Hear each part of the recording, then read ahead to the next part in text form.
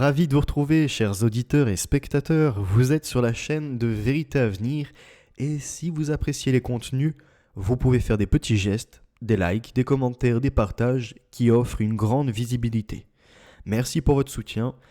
Aujourd'hui, le 11e épisode de la guerre ouverte contre les peuples et on va l'entamer avec le conditionnement. Le médecin et physiologiste russe Ivan Petrovitch Pavlov réalisera au cours des années 1890 une expérience qui portera son nom. Étudiant le système gastrique de son chien, avec le déclenchement de la salivation par l'alimentation, Pavlov a remarqué que les chiens avaient tendance à saliver avant d'entrer en contact avec les aliments. Il décida d'approfondir ses recherches. Partant de l'idée qu'il y a certaines choses qui se font naturellement chez les animaux sans apprentissage, comme c'est le cas pour la salivation lorsque de la nourriture est à proximité, l'objectif était de voir jusqu'où allaient ces réflexes. En termes comportementalistes, la nourriture est le stimulus inconditionnel qui provoque cette réponse. Un son de cloche est un stimulus neutre car l'événement ne déclenche pas naturellement le comportement de salivation. Dans son expérience, Pavlov a utilisé un métronome comme stimulus neutre. À lui seul, le métronome n'a pas suscité de réponse conditionnée de la part des chiens. Ensuite, Pavlov a commencé la procédure de conditionnement au cours de laquelle le métronome a été introduit juste avant qu'il ne donne de la nourriture à ses chiens. Après un certain nombre de répétitions d'essais de cette procédure, il a présenté le métronome seul. Comme on pouvait s'y attendre, le son du métronome, stimulus conditionné, qui cliquetait à lui seul, provoquait maintenant une augmentation de la salivation, une réponse conditionnée.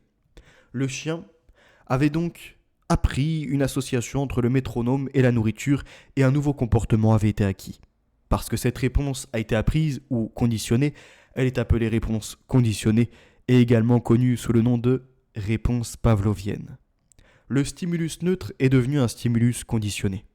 Pavlov a découvert que pour que des associations soient faites, les deux stimuli devaient être présentés près l'un de l'autre dans le temps, comme une cloche. Il appela cela la loi de contiguïté temporelle. Si le temps entre le stimulus conditionné, la cloche, et le stimulus non conditionné, la nourriture, est trop long, alors l'apprentissage ne se produira pas. Par la suite, Pavlov présenta de la nourriture à un autre chien.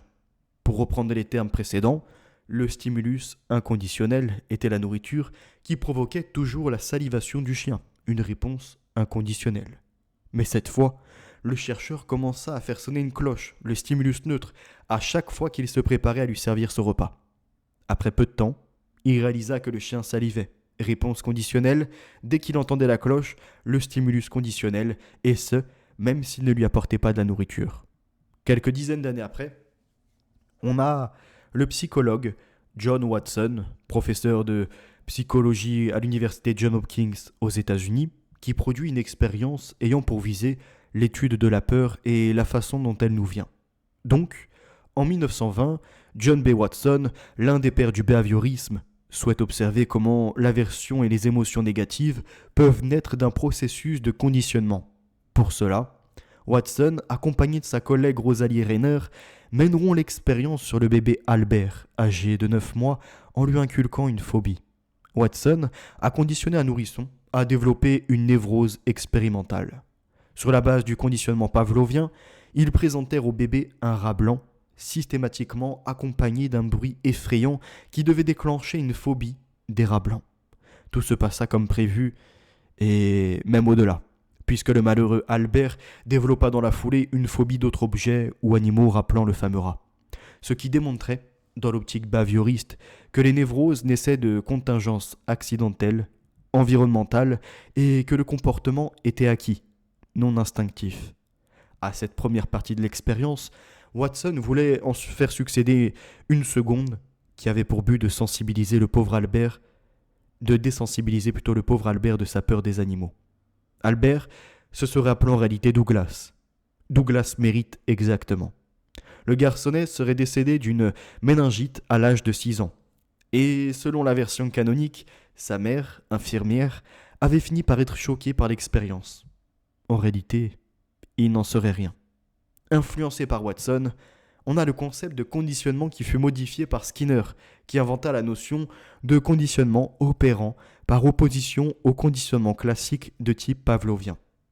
L'apprentissage skinnérien repose sur deux éléments, le renforcement et la punition, pouvant chacun être soit positif, soit négatif. Skinner a soutenu que le but d'une science de la psychologie était de prédire et de contrôler le comportement d'un organisme. Il affirmait que le comportement humain était toujours contrôlé par son environnement. En 1931, il met au point un dispositif pour étudier l'apprentissage chez des animaux. Dans l'expérience Princeps, un rat est enfermé dans une cage où un levier délivre de la nourriture à deux conditions. La lampe qui s'y trouve est allumée et l'animal actionne le levier.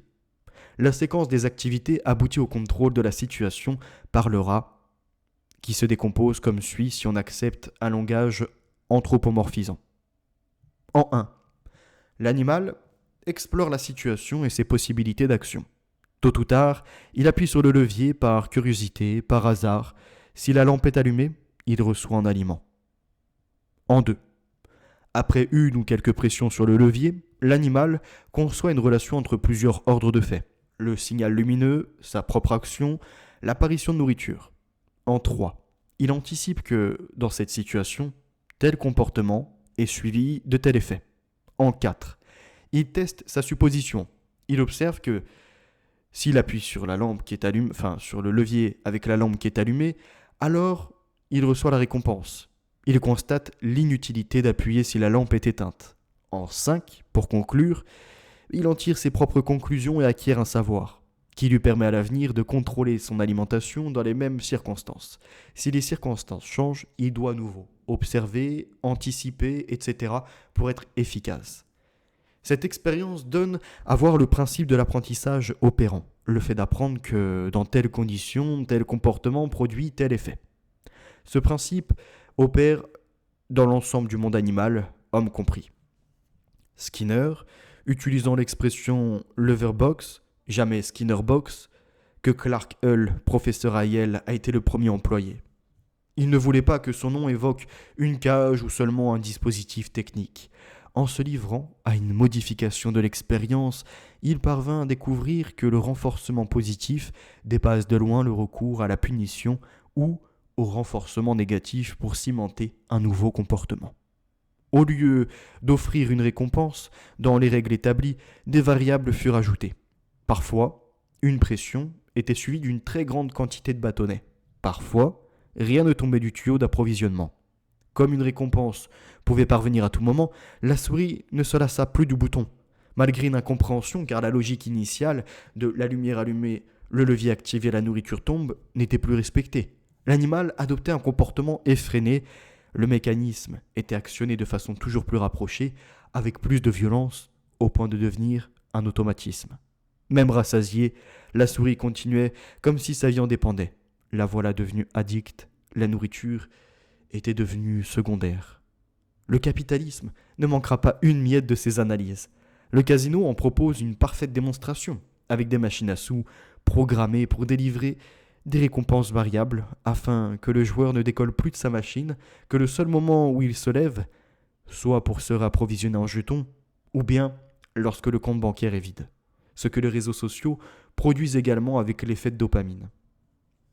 Nous avons une autre expérience très célèbre, cette fois-ci non plus sur le conditionnement avec des stimuli, quoique. Je pense à Milgram. Stanley Milgram avait un intérêt pour l'obéissance. Ayant la volonté de comprendre quelles étaient les causes à l'origine de l'extermination du peuple juif auquel il se sentait profondément lié. Ainsi qu'il l'écrit dans The Individual in a Social World, je le cite, « L'influence de l'Holocauste sur ma propre psyché donna toute son impulsion à mon intérêt pour l'obéissance et détermina la forme particulière sous laquelle elle a été étudiée. » Fin de citation. L'idée de mener un programme de recherche sur l'obéissance à l'autorité lui était venue dès le printemps ou les débuts de l'été 1960, alors qu'il assistait Solomon Asch, un des pionniers de la psychologie sociale dans le conformisme, dans la rédaction d'un ouvrage consacré à la conformité dont ce dernier était, à l'université de Princeton, un éminent spécialiste. Milgram souhaitait donner une, je cite, plus grande intensité humaine aux expériences menées par H et il en vint à se poser la question qui sera à l'origine du protocole expérimental organisé par la suite. Je cite. Je me demandais si des groupes pourraient exercer une pression telle sur une autre personne qu'elle exécuterait un acte, peut-être en agissant de façon agressive envers une autre personne, par exemple en lui administrant des chocs de plus en plus sévères. Jusqu'où une personne serait-elle prête à aller si elle était placée sous les ordres d'un expérimentateur? Entre 1960 et 1963, l'équipe du professeur Milgram fait paraître des annonces dans un journal local pour recruter les sujets d'une apparente expérience sur l'apprentissage. La participation dure 1 heure et est rémunérée $4 plus 50 cents pour les frais de déplacement, ce qui représente à l'époque une bonne somme, étant donné que le revenu mensuel moyen, en 1960, est de $100. L'expérience est présentée comme une étude scientifique de l'efficacité de la punition sur la mémorisation. La majorité des variantes de l'expérience a lieu dans les locaux de l'université Yale, New Haven, Connecticut. Les participants sont des hommes et des femmes de 20 à 50 ans issus de tous milieux avec différents niveaux d'éducation. L'expérience met en jeu 3 personnages. Un élève, Lerner, qui s'efforce de mémoriser des listes de mots et reçoit une décharge électrique en cas d'erreur. Un enseignant, Teacher, qui dicte les mots à l'élève et vérifie les réponses. En cas d'erreur, il envoie une décharge électrique destinée à faire souffrir l'élève. Et enfin, l'expérimentateur, qui représente l'autorité officielle, vêtu d'une blouse grise de technicien. L'expérimentateur et l'élève sont en réalité 2 comédiens. Seuls l'ignorent les personnes recrutées comme enseignantes. Ainsi, dans le cadre de l'expérience, élève et enseignant sont tous deux désignés comme sujet, subject. Mais dans le cadre de l'expérience réelle, dont le vrai objectif est d'étudier le niveau d'obéissance, la soumission à l'autorité, seul l'enseignant, qui était recruté par les journaux, est désigné comme sujet, puisque l'élève est un complice de l'expérimentateur. Je rappelle, j'introduis en dehors du livre, il y a un tirage au sort pour savoir qui va prendre quel rôle. Mais ça, c'est déjà truqué d'avance pour que celui qui doit être dans le rôle de l'enseignant, en fait, ait directement son rôle, mais pense que les 2 autres ont été tirés au hasard comme lui en participant à l'expérience. Au début de l'expérience, l'enseignant cobaye est présenté à l'expérimentateur et au futur élève. On décrit les conditions de l'expérience, on informe qu'un tirage au sort décidera s'il est élève ou enseignant. Bon, finalement c'est inscrit. Enfin, on le soumet à un léger choc électrique de 45 volts tout de même pour lui montrer quel type de souffrance il peut infliger à un élève et pour renforcer sa confiance sur la véracité de l'expérience. Une fois que le cobaye a accepté le protocole, un tirage au sort truqué est effectué qui le désigne systématiquement comme enseignant. L'élève est placé dans une pièce distincte, séparée par une fine cloison et attaché sur une chaise électrique en apparence. L'enseignant, cobaye, reçoit la mission de lui faire mémoriser des listes de mots. Il l'interroge sur celle-ci, installée devant un pupitre où une rangée de manettes est censée envoyer des décharges électriques à l'élève. À chaque erreur successive, l'enseignant enclenche une manette et croit que l'apprenant reçoit un choc électrique de puissance croissante. 15 volts supplémentaires à chaque décharge selon ce qui est écrit sur le pupitre. Le sujet est prié d'annoncer la tension correspondante avant de l'appliquer. Naturellement, les chocs électriques sont fictifs. L'expérience de Milgram nous relève d'abord notre faiblesse et notre vulnérabilité, puis des traits tout autant individuels que distinctifs de la nature humaine. Et c'est pour ça que je continue dans le livre avec le conformisme. Le neuro-endocrinologue Robert Sapolsky décrit le phénomène comme suit, je cite. « Quand tu apprends que tout le monde est en désaccord avec toi, le réseau qui s'active est le même que lorsque tu fais une erreur et que tu es mené à modifier ton comportement. Qu'est-ce que cela veut dire ? Tu n'es pas juste différent, tu as tort. Pour ton cerveau, être différent égale avoir tort. Et plus ce circuit s'active, plus il y a de chances que tu te conformes. » Et là, on en arrive à l'expérience de H. Prenons l'exemple de l'expérience de H. Publiée en 1951, cette expérience du psychologue Solomon H démontre le pouvoir du conformisme sur les décisions d'un individu au sein d'un groupe.